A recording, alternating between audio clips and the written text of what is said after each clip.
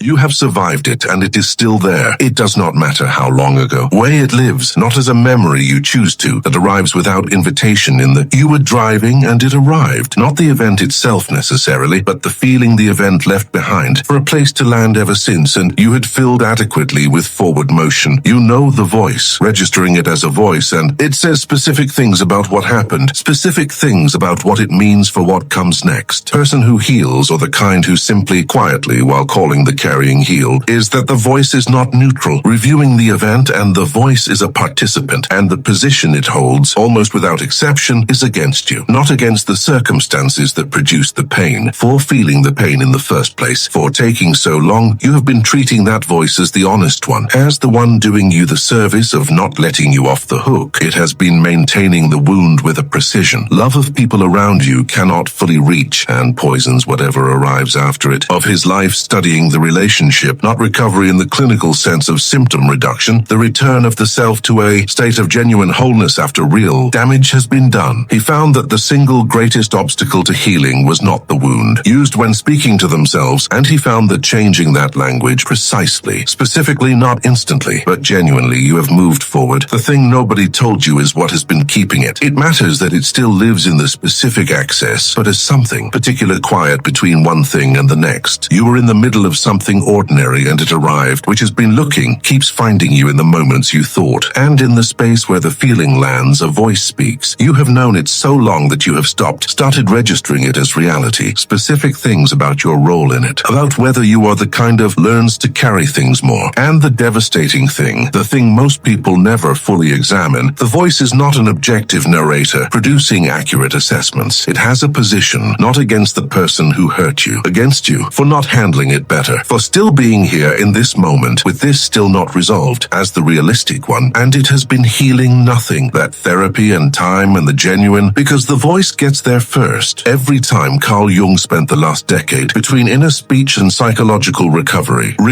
in the deepest sense, what he found was specific, uncomfortable, and almost never taught. It was the language the wounded person about the wound, in the particular moments when it mattered most, changed the healing, not without effort, in ways that nothing applied from the outside could replicate. Before naming what that language looks like, you need to understand what is actually happening when the inner voice speaks the way it speaks. Most people treat their inner critic as the voice of honesty, the part of the mind that refuses to engage in self-delusion and holds the person to the accurate account of what occurred and what it means. This framing is so deeply embedded that most people cannot question it. Without feeling, they are asking themselves to become delusional. If the voice says you should have handled it better, and you silence the voice, you tell yourself you are just avoiding the truth. The problem with this framing is that it confuses harshness with accuracy. These are not the same thing. A statement can be harsh and inaccurate. A statement can be gentle and completely honest. The inner critic conflates these categories. It presents its harshness as the marker of its honesty. And because you have been taught that self-compassion is a form of weakness or avoidance, you accept the conflation without examining it. Jung watched this in patient after patient. He watched people who had experienced genuine trauma speak to themselves in language they would never extend to a person they loved who had experienced the same thing, and he watched the language maintain the damage in ways that no external intervention could fully address, because the external intervention had to compete constantly with the inner speech running in the background of every waking moment. He described this as the internalized persecutor, not the shadow in the general sense, but a specific psychological structure formed when the critical voices of formative relationships are absorbed into the interior world and begin operating as self-generated rather than externally imposed. You did not build this voice. You inherited it from the specific environments that taught you what you deserved to hear when you failed, when you were hurt, when you needed something you did not receive. The voice sounds like you. It uses your vocabulary. It knows your specific soft spots with a precision that only years of intimate access could produce. But its origins are outside you, and its function, whatever protective purpose it once served, is not healing. It is maintaining a wound that it was built to maintain, because the wound was first inflicted by the voice it learned itself from. Understanding this does not silence the voice, but it removes the authority you have been granting it. And removing the authority is the first act that makes everything else possible. Jung did not prescribe optimism as the replacement. He was not interested in replacing one form of distorted self-speech with another. He was interested in something far more specific. specific and far more difficult to practice consistently. The language of genuine witness. To witness yourself is not to excuse yourself. It is not to revise what happened into something more comfortable. It is to speak to yourself about what happened with the same orientation you would bring to someone else's experience of the same thing, without the additional charge of having been the person it happened to, without the specific injury to self-concept that turns pain into evidence of inadequacy, without the automatic conversion of suffering into verdict. When someone you deeply care about goes through something genuinely painful, your language changes. You do not tell them they should have handled it better while they are still inside it. You do not tell them they are taking too long. You do not convert their ongoing struggle into proof of some fundamental insufficiency in their character. You hold the experience of the suffering as the primary fact, and you orient your language toward them, toward what they need in order to move through it, rather than toward the efficient delivery of accurate accounting. The language of genuine witness applied inward sounds different from what most people practice. It sounds like this. What happened to you was real. It was not a small thing. You are not being dramatic. The duration of the pain is not evidence of weakness. The fact that it still affects you does not mean you are failing to heal. You are a person who went through something genuinely difficult, and your system is doing what systems do when they have been damaged. It is trying to repair itself under conditions that include limited rest, ongoing demands, and a critical internal voice telling it simultaneously that it should be further along. That voice is not helping. That voice is part of the load. Removing it is not weakness. It is the most efficient thing you can do for the healing that is already trying to happen. This is not a script to perform. This is a reorientation, and it requires practice specifically in the moments when the critical voice is loudest,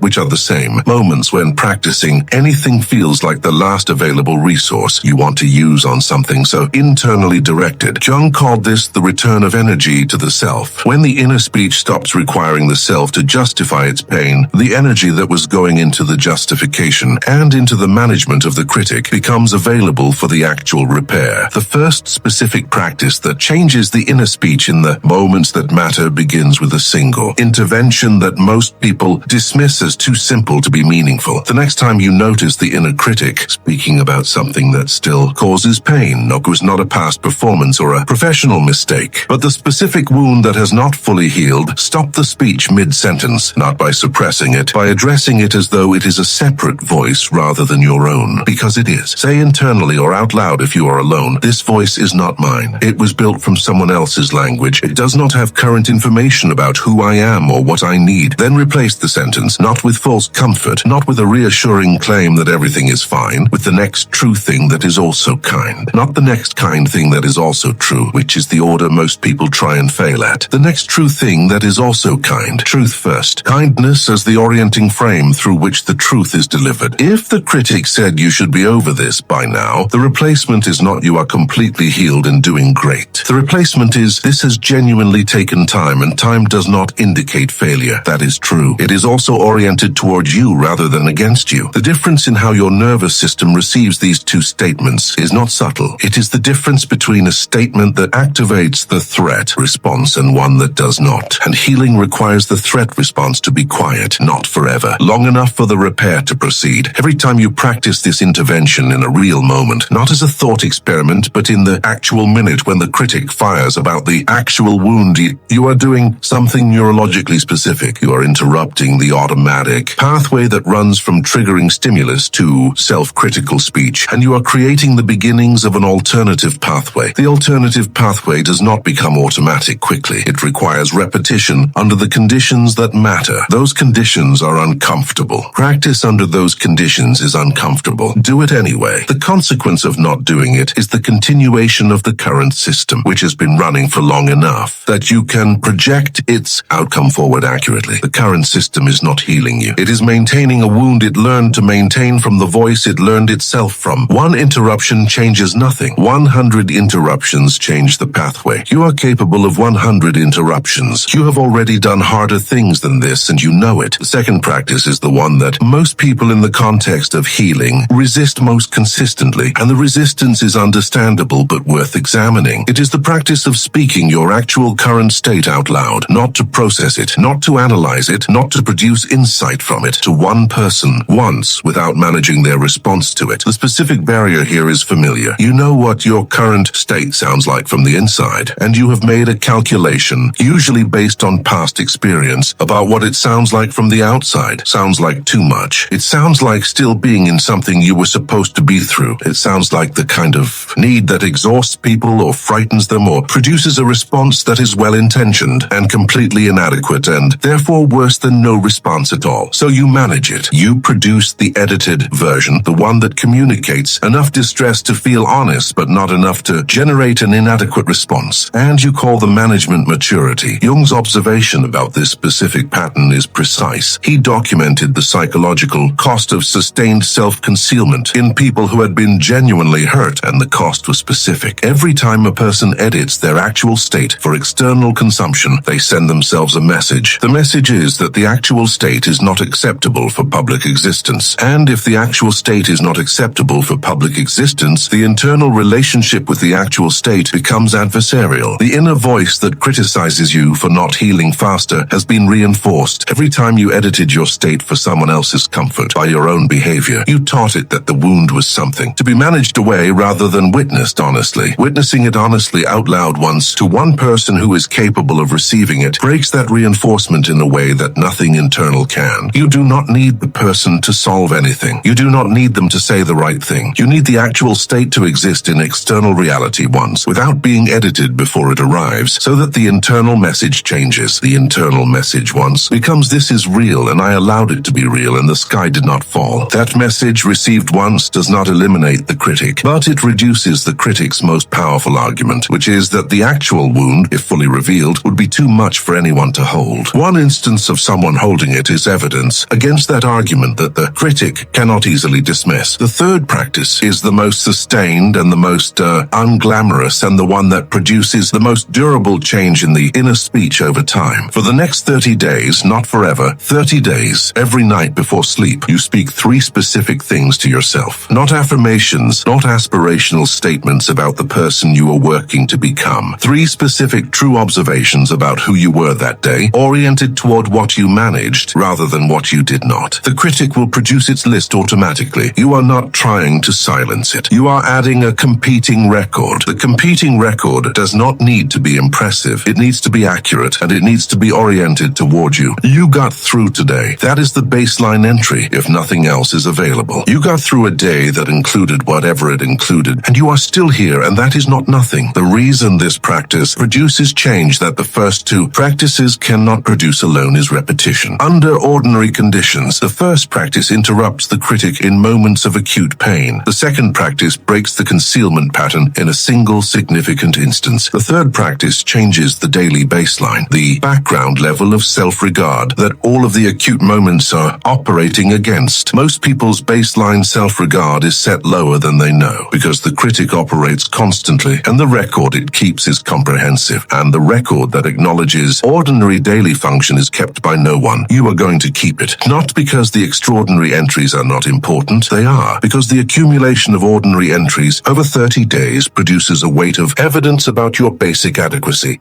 that the critic cannot easily dismiss. The critic dismisses single instances. It has more difficulty dismissing 30 days of evidence. Jung called this the slow reconstruction of the self-concept through sustained witnessing, not therapy, not insight. Sustained witnessing. You can do this for 30 days. You have sustained much harder things for much longer, and the change it produces in the inner speech, the specific, incremental, unglamorous change in how the voice inside your head speaks about who you are, is the change that all of the external interventions, the therapy and the distance and the time and the love of other people cannot produce on their own, because it is the only change that happens on the inside of the wound rather than around it. Jung returned to one observation repeatedly across his career that most people who study his work skip over because it is not as architecturally interesting as his theories of the unconscious or as compelling as his concept of individuation. He said that healing at its deepest level is not the removal of the wound. It is the change in the relationship between the wounded person and themselves. He was not being mystical. He was being precise. The wound changes nothing about the world unless the person carrying it changes the way they carry it. And the way they carry it is determined, more than by any other single factor, by the language they use with themselves about what they are carrying. You are not too far gone. You have not taken too long. The duration of your process is not evidence of inadequacy. It is evidence of the genuine genuine depth of what happened and the genuine complexity of what real healing requires. The voice that has been telling you otherwise has been running on old data from old sources using old authority that was never legitimately yours to grant. You can revoke the grant, not in a single dramatic moment, in the daily practice of speaking to yourself the way you would speak to someone you loved who was carrying exactly what you are carrying. That person would not tell them to be further along. They would not convert their pain into verdict. They would simply be present with the truth of it, and they would keep being present until the presence itself became the thing that changed how the wound was carried. That is what you are capable of being for yourself. Not perfectly, not without the critic's interruptions, but genuinely, in the real moments with the actual wound, using the specific language that witnesses rather than prosecutes. That language is available to you now. It has always been available. The critic was simply louder. You know now that louder is not the same as more accurate, and that knowledge, used in the moments that require it, is enough to begin.